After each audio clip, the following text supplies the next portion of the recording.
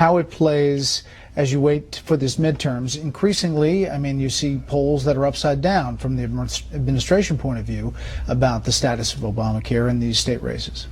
Yeah, I think two things. One, and I think you would agree with this, the folks on the conservatives who are opposed to President Obama and think he's been overreaching too far, this just adds fuel to the fire and gets them much more energized.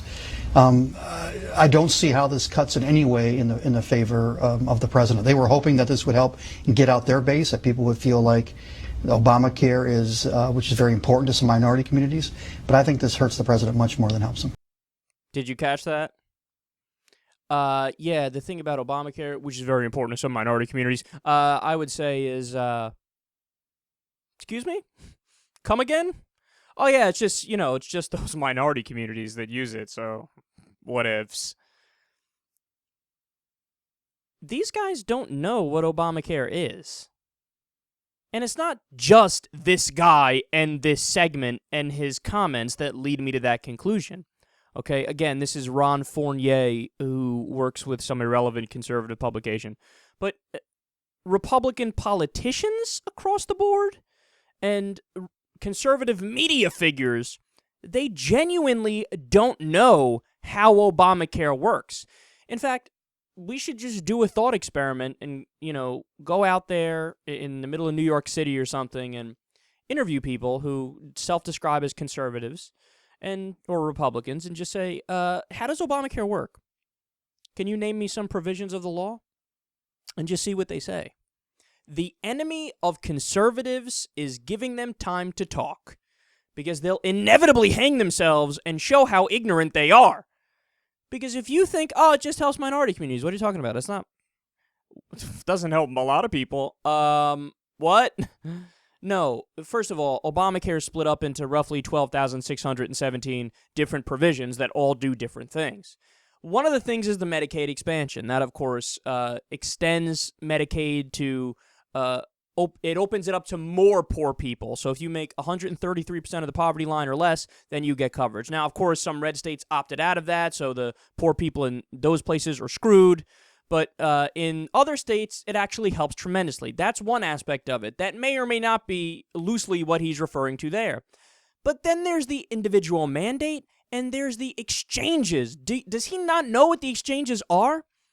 The exchanges are a place where health insurance companies are mandated by law to compete with other health insurance companies, and they have to list their prices right next to each other. So you get to shop and see based on competition, which one is better, which one is less expensive, and which things cover more and cover less.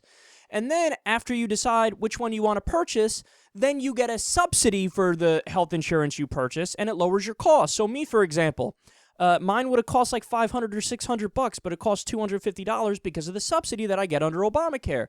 And look, the subsidies don't go to poor people and don't go to just minority communities. They go to middle-class families too, dippity. But again, he doesn't know about the law. So it's not like Obamacare just helps poor people. Obamacare helps a lot of small business owners, for example. That's me. I can't get insurance through the company I work for because I largely work as my own small business, and I'm the head of it, and I'm the boss, and I'm the owner, right? So where do I get health insurance from? Well, I have to go to the individual market. Well, if you go to the individual market, you're priced out because the health insurance companies just fucking jack up the prices and price gouge, and we couldn't afford it. Well, now with Obamacare, we can afford it. It's not just helping minority communities. It's helping poor people across the board. It's helping people who needed to go into the individual market. It's helping anybody who didn't get health insurance through their work. And even people who did get health insurance through their work, they're also helped by the bill because there's across the board regulations that apply now in Obamacare. Like, for example, you can't kick somebody off when they hit a lifetime cap. There used to be lifetime caps, and when you needed coverage the most, they would say, yeah, no, see, you wouldn't want to be go bankrupt now and you won't be able to afford your treatment, whatever it may be. Of course, there's the provision that says no more pre-existing conditions. Health insurance companies can't kick you off if you have a pre-existing condition, can't reject you because you have a pre-existing condition. Before they could. Does that just help minority communities?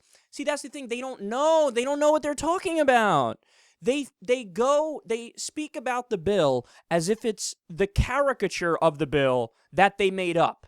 You know, it's like when all the Republican politicians, they went on the floor of Congress and they would say, oh, this is a government takeover of healthcare. What?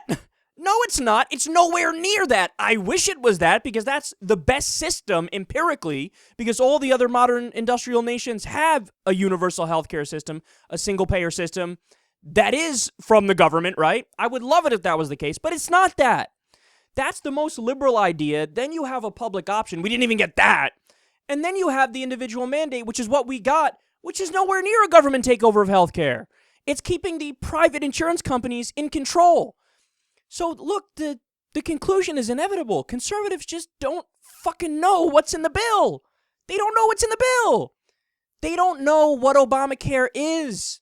They don't understand that there's the individual mandate and the exchanges and the Medicaid expansion and the subsidies, and they don't understand that there's a provision, for example, that says, hey, health insurance companies need to at least spend 80% of their money now on care, versus in the past they would have some ridiculous split like, 60% or 50% would go to care and the rest would go to fucking overhead and paperwork and buying fucking new staplers for the office. A ridiculous, act of injustice, because then at the same time they'd be denying coverage to people. Well, that's insane. Stop buying the fucking staplers and pay for this guy's chemo or whatever the case is.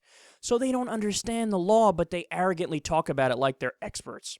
Please spare me.